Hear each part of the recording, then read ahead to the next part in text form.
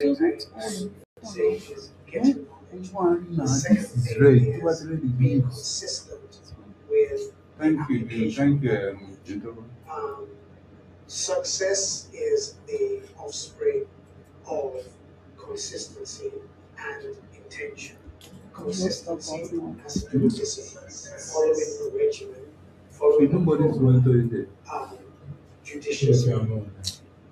Intention Nobody's has to do monitoring. with awareness, which is a Yeah. function of mind. You can't be aware of what You you're are not doing. using it. You are not And so, if using it. anybody's going to be successful, you need to be consistent with what you do. You need to improve what you 9 do minutes. by getting more knowledge. And you need to be intentional about applying that knowledge in every scenario that you come into. So that's what I've tried to work on. Less than 10 minutes left for this session. So, can you share some of the critical decisions that you had to make, that brought you into the professional that you had to make? So most decisions you find yourself making in the real world often come from learning experiences and from bad experiences. I remember there was one particular job that we had where my instinct was to get a backup generator for the job, and the client insisted that we wouldn't need to get a backup generator because they had brand new generators and it seemed plausible. So, in spite of my instinct, I decided to go with that. Long story short, the generator failed. Cable, they were using too small cable for the load they were trying to put, and the cable, it burnt, and the generator failed. It was a huge embarrassment, and I learned that your instinct, especially when it's being home, is a voice you should always pay attention to when you're working with pets. So that's one thing, my instinct. But again, instinct has to be guided or tension with knowledge. So industry knowledge, understanding the environment, understanding the cultures, and knowing when to stand your ground. At a certain point in your life, you need to be able to decide this is what I decide of this. Not everybody is going to agree with it. Not everybody is going to be willing to pay for the value. But it's just as powerful Use your volume. to Use say your volume. no to some circumstances as it is to be able to say yes to some. So knowing when to say no, knowing when to walk away, knowing when to push forward have been things that I've learned over time. Uh, its standards are critical. Let's take back just a little to the knowledge gap question. So, in this industry, I think we even talked about it earlier. In this industry, you have a lot of people, maybe they've done one project and the other discussing somehow and it's a much bigger project. And there's so much money. They buy years, which is a good thing. But then the manpower, the brains, the what have you, is not really available. I believe balance in this kind of situation. It's, bring it There need to be a company. lot more platforms that actually teach information that is relevant to sub-Saharan Africa. When I say relevant, we have peculiarities in our culture and our environment. Some might call it limitations, some peculiarities, for instance, equipment storage. We live in temperatures that under normal circumstances you can't keep whether it's your screens, your lights, or your speakers inside a container. So, and then having the wherewithal to air condition those things is that people don't realize. So sometimes when you have the misfortune of going to a place equipment is being stored, you you can't imagine that that equipment is actually used for For events in events, the yeah. century. And this is all part of the knowledge gap. Mm. It's information. It's being able to train people on the very basics from cable management. Mm. You still find a lot of people um, trying to store cables by that thing where they roll them under their sleeves, and they're, especially for signal cables, they're damaging the Cables get cable, damaged. and they don't. So knowledge, information, platforms that actually teach the practicals of what it takes to have a production, then the different positions that take place in a production suite. So from your production manager to your technical director, creative director, stage designers, stage managers, show callers, show directors. These are all positions that people don't realize exist, and they have specific roles. So there's so much that needs to be transmitted in terms of information, or transferred in terms of information and knowledge. It's a lot of work, and platforms like this are great, but we need so many more. I appreciate that. I appreciate that. So we need more schools. We need I more mean, schools yeah, or training programs master that are classes. reachable. And our people like free stuff. So one of the discouragements is when, you say there's a training course and they have to pay. But if you're serious about doing this, and you can make a career out of this, then you should be willing to pay for that knowledge. Yet it shouldn't be too expensive. But in order for it to be on par with what pertains everywhere else, there's a value that you should be willing to pay for. So if you're interested in being an event professional, you must be willing to put your money where your mouth is. Absolutely. Not everything is going to be free. Yeah. So one of my friends says this, and say, whatever is free, you cannot determine the quality. And so whatever you get, you just manage it. So if you really want value, you must be willing to part with something for it. What I would say is that something can be free for you, but trust me, it costs somebody something somewhere. Absolutely. So really, is anything really free? Nah. Someone is paying for it. Yeah. Okay. Salvation is free, but it costs a heavy price. Yeah. Let's talk about the projects that you've done recently. I think looking at the Spotify event. So walk us through your process. How did you, from inception to delivery? Just briefly walk us through that process. Okay, so I'll tell you what typically happens, and then I will tell you how we sort of work that process. So typically a client will come, and I don't want to mention names because we're dealing with something specific, but you know yourselves. They will show up and say, okay, they have this project coming up and they want me to come on board and manage the production of it. And typically the question goes, okay, what sort of budget are we looking at? And there's a budget. Now, the way I prefer to work is to do a recce before we start talking budget. Because in the recce, that's where the client actually begins to disclose what they want. As again, somebody sending you on paper, this is what we have, what can we do? And then you get to the venue and you find out it's totally different. So I avoid as much as possible sending in quotes or budgets before we have the recce. So once we do the recce, we look at what is required.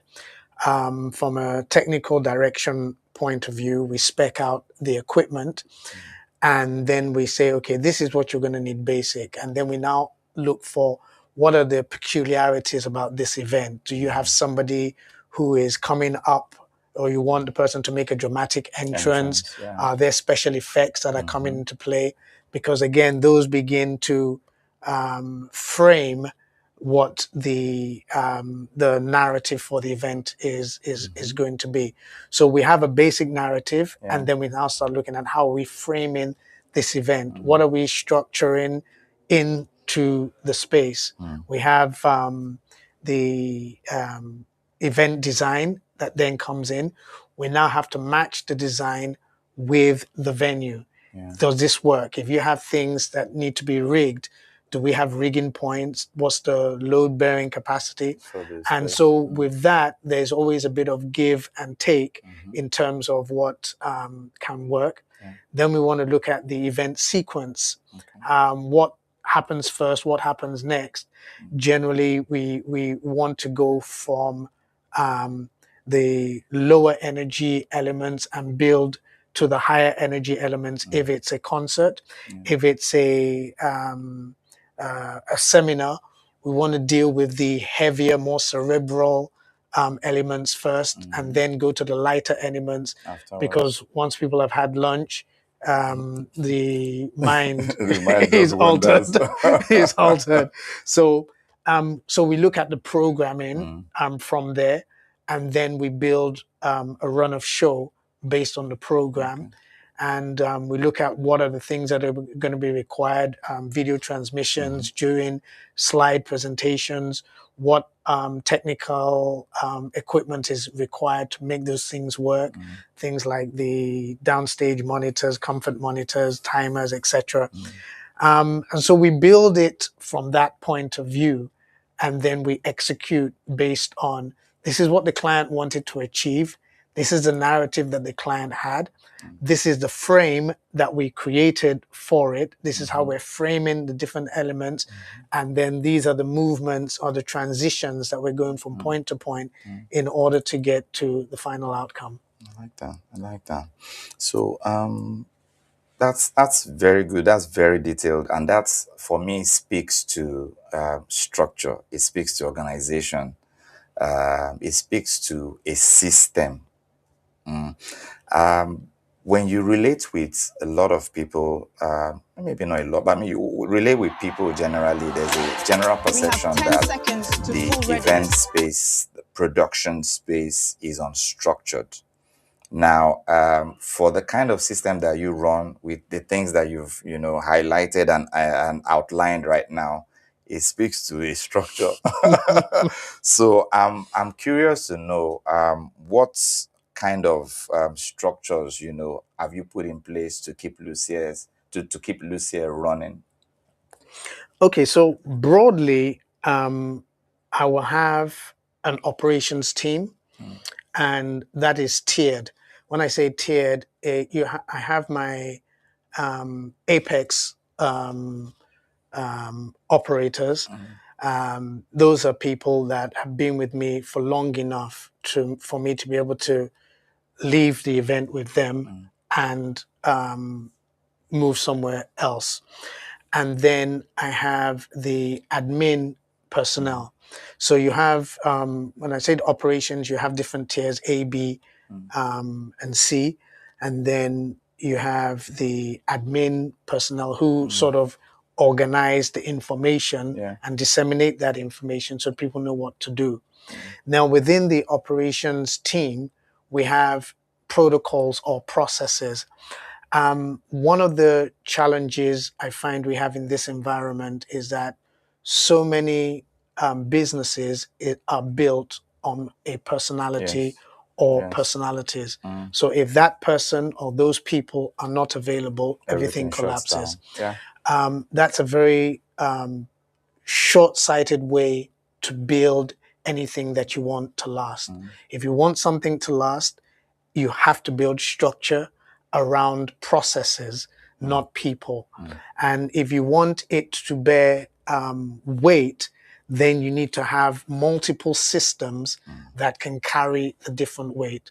So regardless of who I have running an event, the process for developing a run of show, the process for setting up the space, the process for cable management, which I'm extremely OCD about, is maintained throughout. So anytime I walk onto set, it doesn't really matter who I have running the event. I expect those things to be be in place. maintained. Yeah. And you find that when you begin to break it down, even when you speak to clients and they realize that you actually have a structured process for an event, for instance, I will tell them that if you want to have a major conference, you need about 18 man hours to set up the venue and to do your checks or your dry run before you actually. When I tell them 18 man hours, I'm not talking about 18 hours. I'm talking about in a 24-hour period, at least 18 hours need to be dedicated for that Just for that setup. part. Bearing in mind that you can't have people working 24 hours at a stretch Exactly. and expect them to still be able to function when your conference starts. So when I explain that to them, a lot of people are taken aback that one, I've broken it down to such a specific number. And two, I can then explain if you want it done quickly, you need maximum manpower working optimally for those 18 hours to get your venue. And within those 18 hours, you need a minimum of 6 hours dedicated to your dry run and whatnot.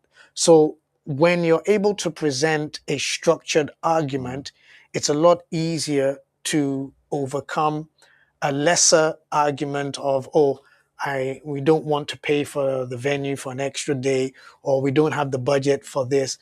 Then let's lower our expectations on what we can achieve by the time we move into the venue. I really like that. I would have loved to go deeper into that area, but I'm not sure we have so much time. But let's talk about budget consideration. Budget. Where do event organizers mostly commonly overspend, and where do they usually underinvest? I think the overspend often happens in with food and beverage, especially beverage, because those are sort of status elements within the event. And then, of course, there's decor. Um, we tend to be a little over the top with our decor, so much so that there are many events that the decor actually competes with the engine That or the runs the product that runs events. the event. So it's a Yeah. bit like you build an aircraft and you're so focused on the upholstery and the interior of what the And aircraft you leave looks, out the engine. and let's take some parts of the engine out The because plane is going nowhere. so so that's what happens. And I find that the greatest place of underspend are one, quality of personnel, and two, the health, safety, and environment that you're bringing people into the space. So quality of equipment, quality of fixtures, quality of rigging equipment, tensile strength, cables, using the right suspension elements. People tend to overlook or underspend in those areas, not realizing that that's a major part of the environment you're bringing these people in. So yeah, food, beverage, overspend, decor, overspend, quality of personnel, underspend. The brains that run your engine room are critical to the success. They are. And once you make the mistake of not paying enough attention to that, the whole thing will just drag. Yeah. So if people find themselves, you have this lavish setup, fantastic menu, amazing drinks, the decor is fantastic, but then the sound is horrendous. The videos, you can't see the stage because of all the draping and decor. chandeliers that are hanging. And at the end of the day, the capture is is more so from people's phones, not what was captured, except they do the video at the highlight video from the setup and then some clips. But in terms of what is produced is poor. Okay, let's talk about logistics. So I mean, logistics is critical to projects. I was talking with somebody and he mentioned that without logistics, there's no show now. If the guests are not able to get to the venue, what are you doing? So what's the one logistical operation audiences never see, but without it, the show simply cannot happen? I would say the logistics of a properly sequenced loading. Mm, And I'll elaborate a little bit. Most clients imagine that the moment they agree the suppliers to the supplier's invoice, that the that's the trucks end. will just All start coming right. out, as though the trucks were loaded specifically for this event and I'm waited. waiting. So most people don't realize that the prep for an event takes anything from 6 to 8 hours. That is, by the time they're sorting out the equipment that is going to come out of the warehouse. Mm, Then, depending on the scale, the number of trucks that are required, mm, some vendors have their own trucks, some do not, so they have to rent a truck. yeah. The movement of the truck, I sometimes tell people that if a supplier tells you that your truck is going to get to you by 10 a.m. in the morning, he's lying. He's lying. And they ask me, how do I, why will I say, because no truck moves after 6 a.m. in the Exactly. morning. So if the truck is not at your venue by 6 a.m., that truck is not It's coming. not It's not coming. coming It's not until coming until until maybe about 7 p.m. 7 p.m. in the evening, Mm-hmm. because of how trucks move. Yeah. So the time you make the decision to agree with the supplier, if you've not given yourself the lead time that Mm, is required for prep, mm, loading, and the movement of the truck, you're going to be disappointed on event day. yeah. So that understanding of movement in Lagos State, I think heavy trucks can only move between 9 p.m. and And 6 a 6 a.m. Yes. 6 a.m. That's Mm, the time. Some smaller trucks might get be able away to. with it, Yeah. but after 7, you won't find the trucks moving within the Mm, yeah. Yeah. metroplex like you would want. So most times when event planners are expecting their truck and calling the truck at 10, Mm. 11, they'll be posted until 2, 2, 2 p.m. 3, close to 2 4 p.m. p.m. when the when truck vehicles are able is to. able Yeah. to come in. So that's something that audiences don't Mm, see. They don't see the logistics, depending on what venue you have. If your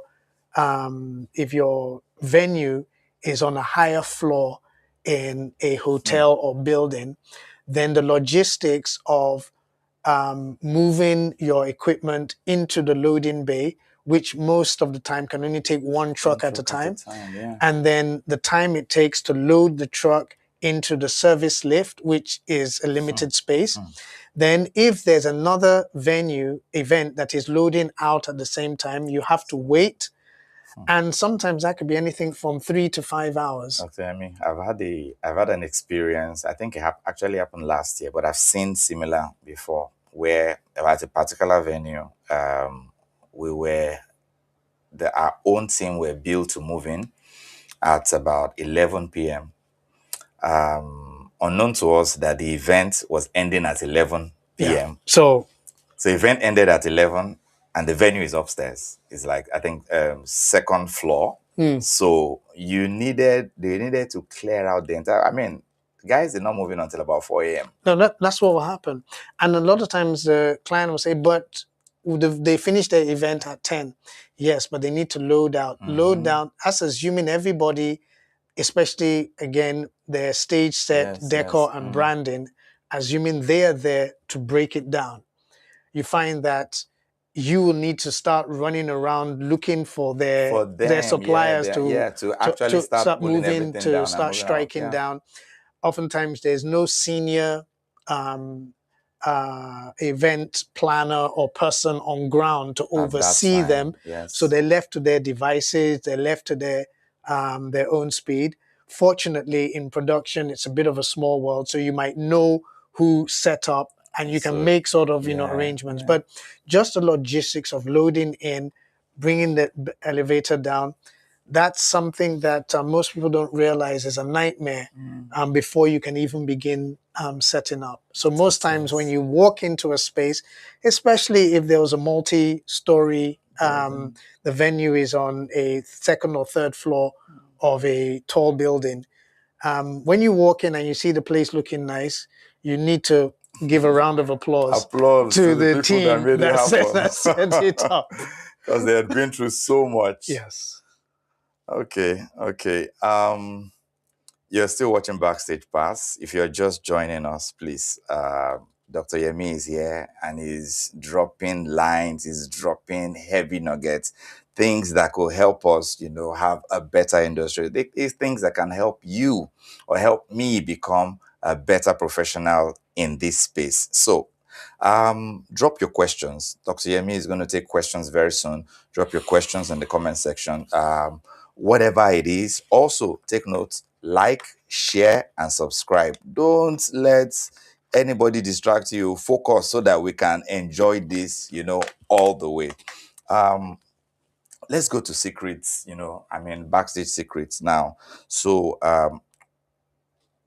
why is production management important in an event or show? I know we more like spoke about it earlier, but just briefly, why is production management important in an event or show?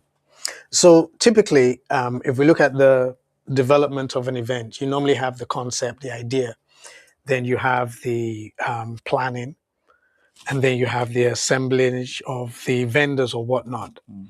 Now that's like if you want to build a plane, you have the design of the plane, Mm. you have the aerodynamics of the plane, how it's going to work, how it's going to be powered, and you design that. You also design the interior, and then you have the engine of the Mm. plane. Now, the production manager is like the aviator who looks at the plane, Mm. looks at what it contains, looks at the weight balance of the plane, looks at the engines and the ability to thrust, and puts all of that together and then gets in the cockpit Mm. and actually flies the plane. That's what Interesting. production management is. Interesting. So a lot of times you have events that there's a plan, there's a design, Mm. and there's decor, but there's no one linking all the elements together. And so people bring a technical team who they then look at as production. But if there's no person embodying that production, what you're going to have is the different people doing what Working in seems silos. what seems best to them, Yeah. and you tend to have a disjointed event. Those are the events where it's time to play a video, the picture shows, but there's no audio. The lights don't go out, Mm. and then you see somebody running from the Running. front across to tell them put the lights, dim the lights, Yeah. and then why is there no audio? And then you see that eternal fight between audio and screens Screen. that have given you a signal. No, Yeah, I don't not have your following signal. it, You you're not don't. seeing it. Everybody knows that fight, but when there's nobody, bringing everything together cohesively, you find those gaps. Okay. That's where you have the MC coming up and he's trying to make sure people that he's about to call are present, but he is calling them regardless. And that's where you have things like people are called up, and then that's when you discover that there's The nobody person is there. not there, or the person is outside or He's something. outside, or he's gone to the bathroom, or whatnot. So production is what ties all of that together and makes the show do what it was designed to do. Okay. So, what's the one thing you wish the audience knew about Backstage? One thing. It's not as glamorous as you think, because a lot of people want to go backstage, and we know why, of course. They want to meet the artists or whatnot, but it's a workspace, it's a kitchen. It is. It's not a place for people to just hang around, take selfies. They're often in the way because backstages are usually very tight. They're not well lit, and God help you if either your screen, the guy setting up the screens did not manage their cables properly. Somebody steps on the cable trips, something gets unplugged, Yeah. section of the screen goes off. So Yeah. it's a workspace. It's not an amusement park. It And is not. and so I wish you know people understood that Okay, you're not okay. needed or wanted Backstage. backstage. Okay. So, what are the most likely mistakes that can ruin a show or an event? Poor cabling, poor talent management from the standpoint of the program that you have, Yeah. the time talent are supposed to show up and them not showing. Um, a, a poor MC who doesn't stick to a script. Now, in fairness to a lot of our MCs, they're not often given scripts when they go. So everybody is sort of extemporaneous and freestyling. But the better shows are scripted. So the MC knows exactly what they're supposed to do. Absolutely. There's usually a bit of leeway for a bit of freestyle, which the more professional or the more experienced, I would say, MCs are able to read the room and, adapt a little bit. But you never want to go too far off script because you are delivering a script in an engaging way to the audience. So when that's not done, then of course bad technicals, bad screens, bad sound, terrible sound.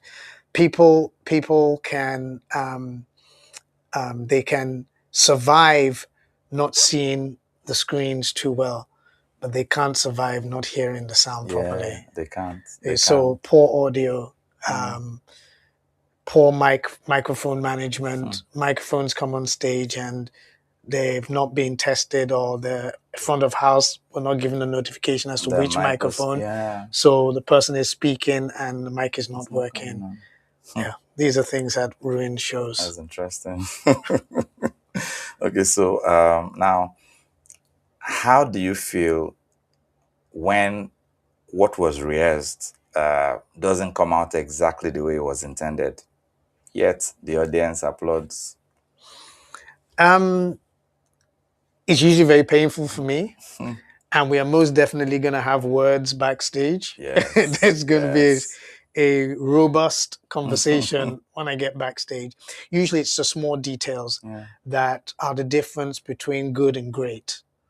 Between that was interesting and that was awesome. Wow. Yes. Wow. Exactly. It's usually the small details, the timing for when the special effects go up, the synchronization between the sound effect and what's on screen, the point at which whether you're using pyros or sparklers, them all firing at the same time at the right height. There's nothing more painful to the soul of a producer than for you to have your gerbs fire and two of them are this high and then one of them is this high and then one of them is spluttering. you literally want to put your hands around someone. So these are things that many times the audience doesn't know, but from a picture point of view, I remember there was one particular concert where an artist was going to make an entrance and we're going to use smoke. We had a smoke machine to sort of create that mystique. And there was supposed to be two of them. And I had requested for two, and I'd been informed there were going to be two. And there were, in fact, two, but only one of them was connected. Oh, no. So it was an iconic moment. Everybody loved the artist appearance and they was cheering everything. But I could not see past the fact that there was only smoke on one side. On one side, well, the other was just, oh God. So every time I see the picture or I see the video, your mind just goes back to that moment. It's like, pain. why? It's pain. Yeah.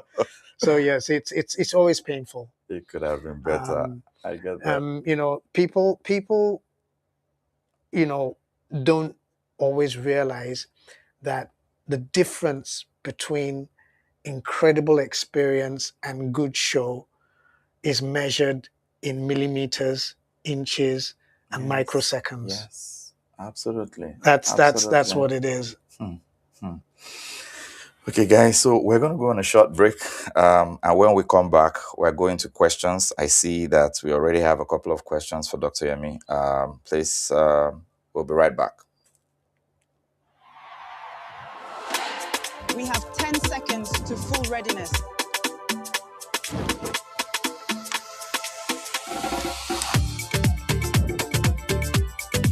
Welcome to Lagos.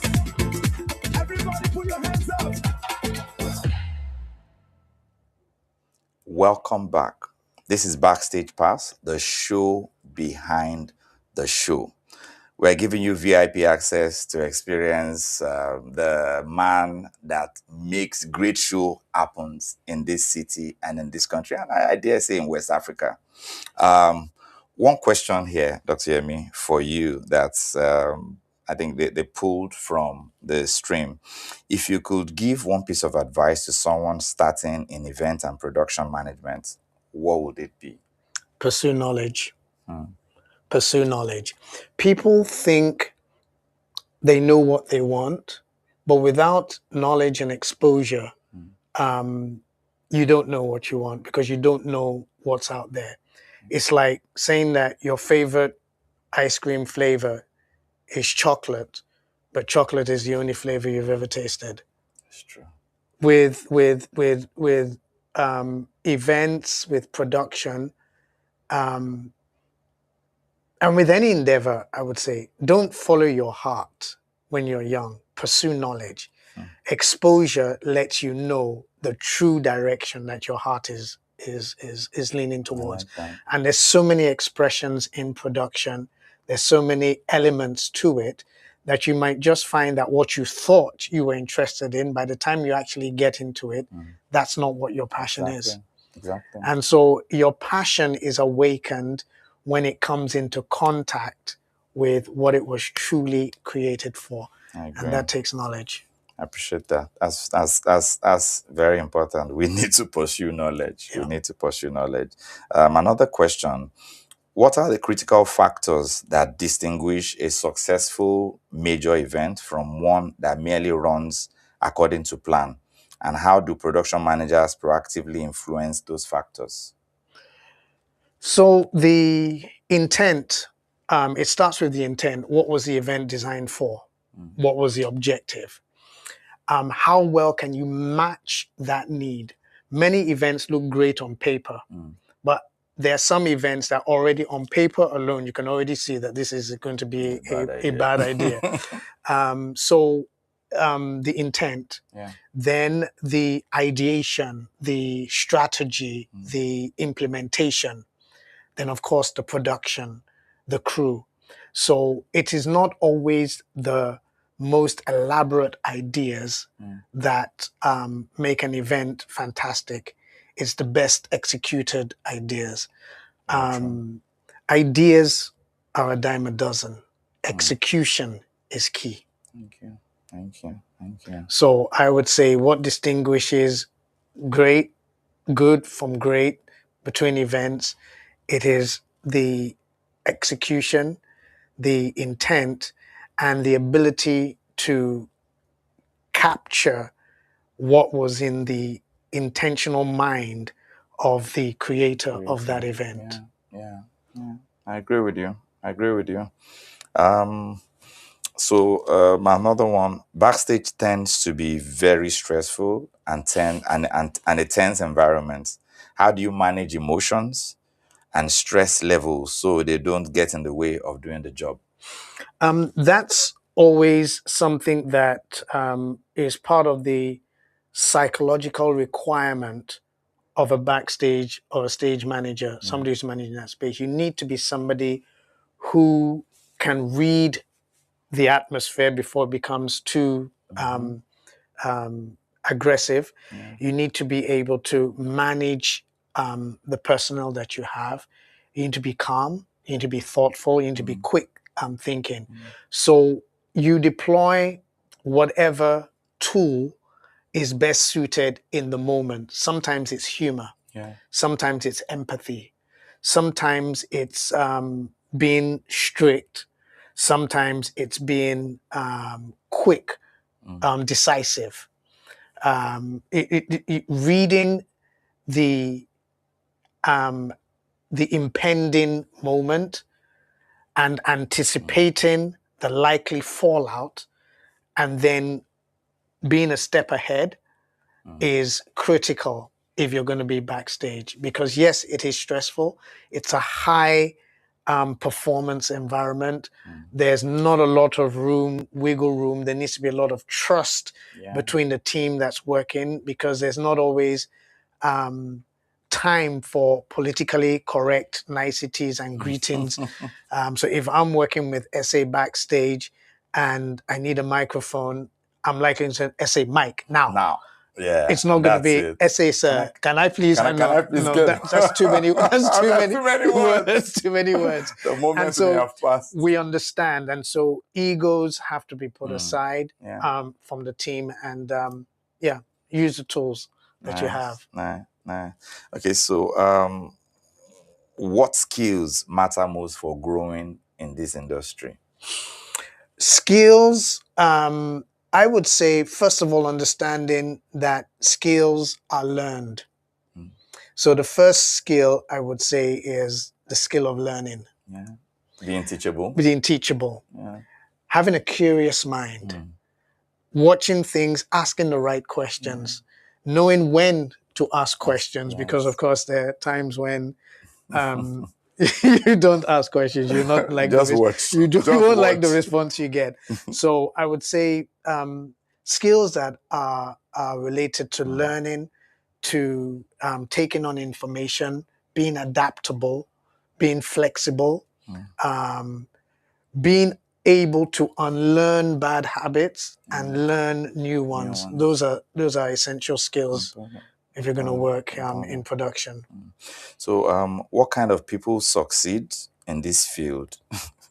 So This is a funny question. I've just just to go back to what I just mentioned, Yes. you'll notice I did not say you need to have technical knowledge on this, that, or the other, because those will come if you have these other attributes or skills. This question says, what kind of people succeed the most in this field? Technical, creative, or both?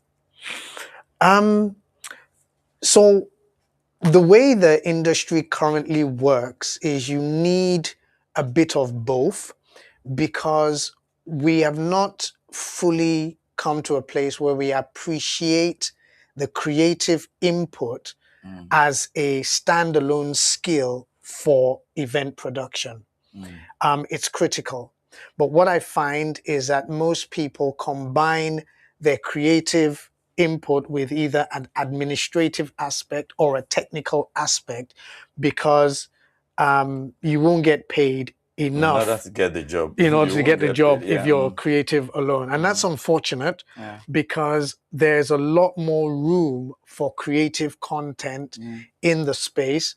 But it's one of those areas that, unlike in film and television, which are significantly advanced, and theater, I might add, they're not necessarily appreciated as standalone skills to the degree that they should be. Okay, so one more question. What's a technology trend that you think is overhyped, and what's one that is underrated in this space? Overhyped, maybe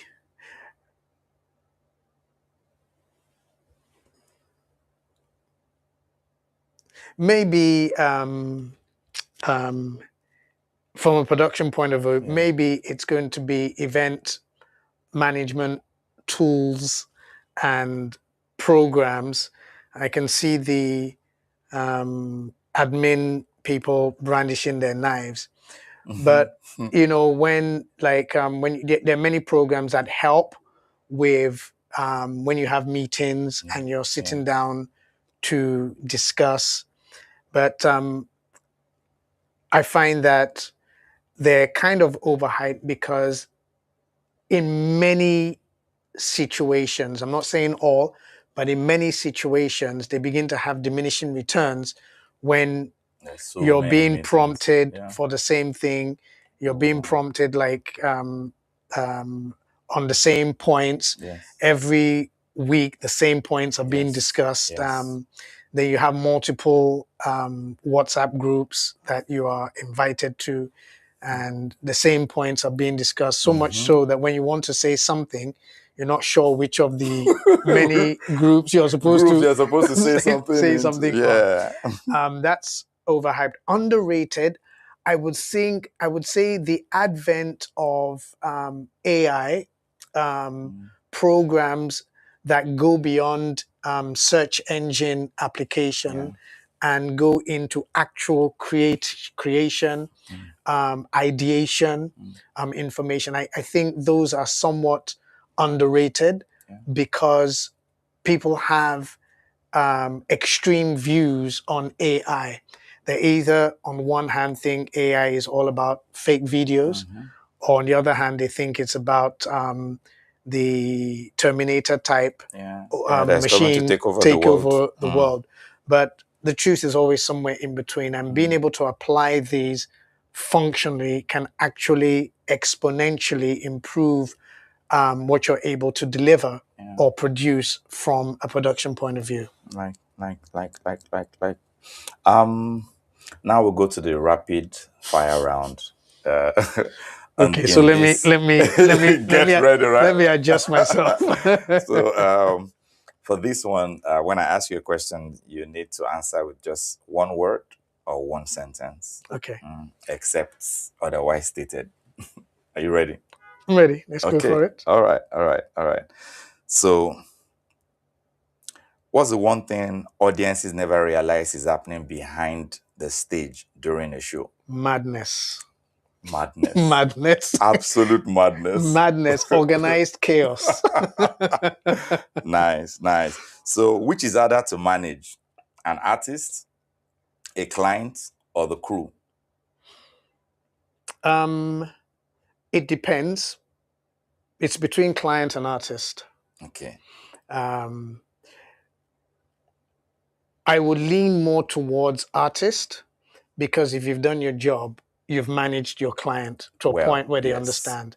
But artists are coming in, they sort of many times they're just parachuting into a scenario and they want a certain degree of control that's not available from when they come on stage, etc. So I'll say artist. Okay, artist. So one event production habit you wish would disappear forever.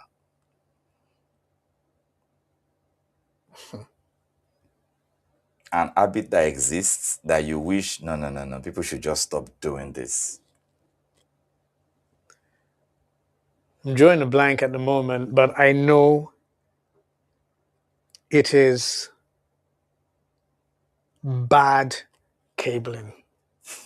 Well, that's Dr. Yemi. Bad cabling.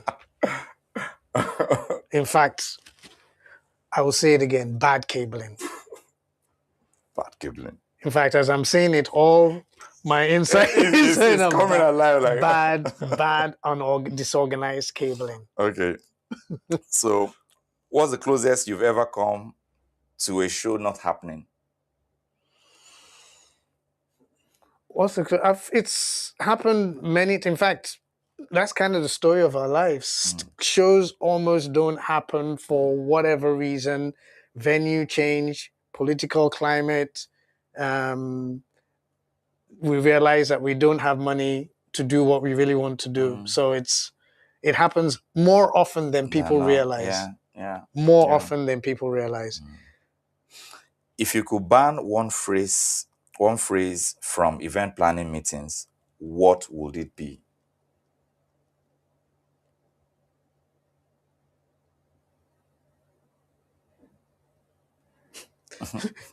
We'll make it work. Whatever happens, no worry. Whatever happens, we'll make it work. Okay. We'll play it by ear. What's more important, a bigger budget or a better team? I will always go for a better team. Better team. You require a decent budget, and if we say bigger, it suggests that the budget is big. Good enough, Is big. So I will always go with the team. Better team. Better team. Better people can do more with less. Yes, absolutely. Absolutely. Which role in event production is the most underrated? I have one in my mind.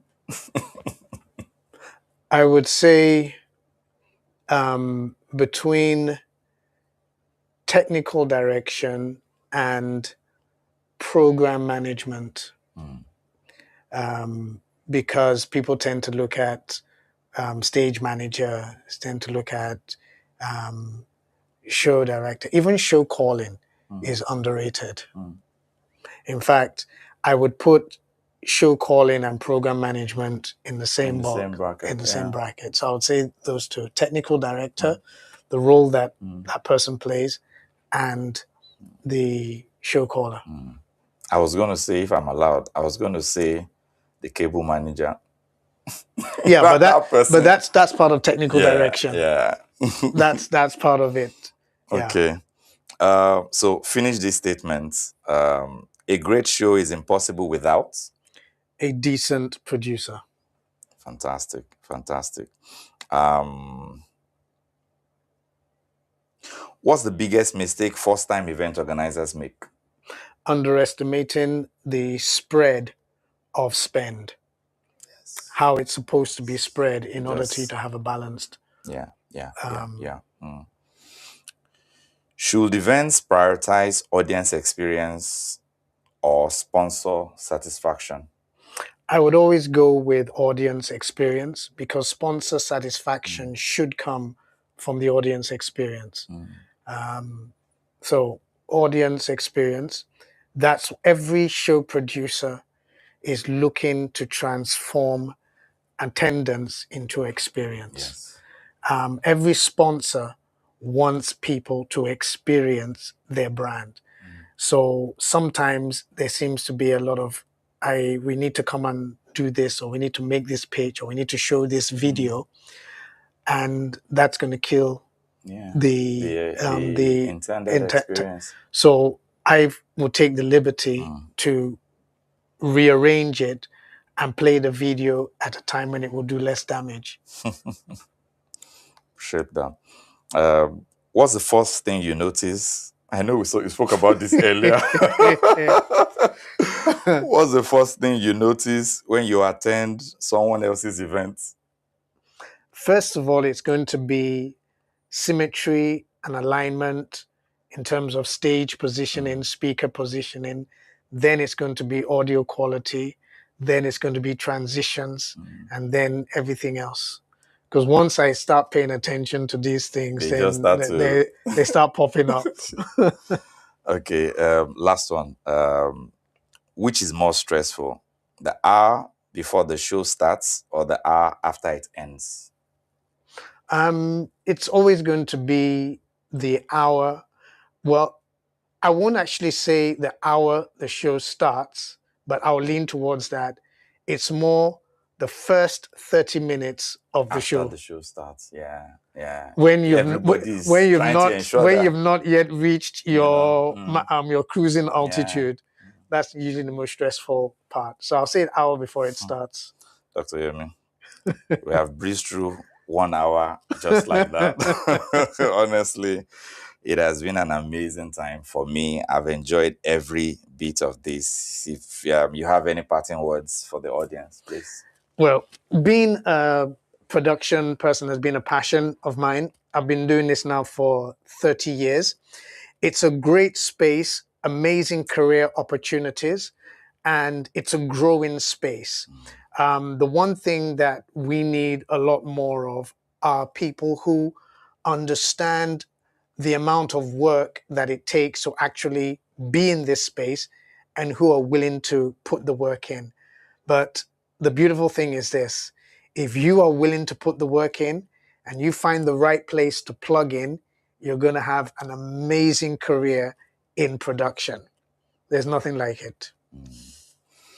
Thank you very much, Dr. Yemi. This is Dr. Yemi. Our guest on the show has been Dr. Yemi. Dr. Yemi is the founder and CEO of the event company Lucere Limited. Dr. Yemi is a production guru. I don't want to say he's a stage manager, director, event. He's everything possible when it comes to production management. And he has been doing this for decades. This man is carrying the weight of industries on his shoulder. So it's been a great time. I've had a great time. I believe that you have had a great time. And this has been Backstage Pass, the show behind the show. If you have enjoyed the show, please don't keep it to yourself.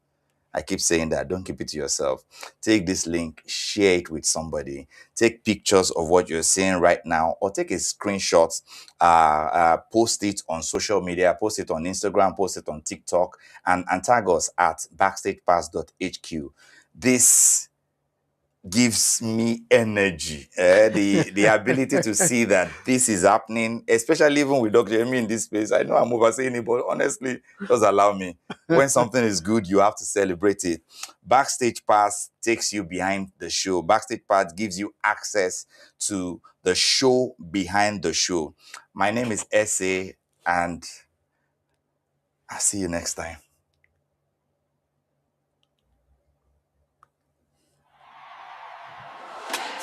We have 10 seconds to full readiness. This voice will come.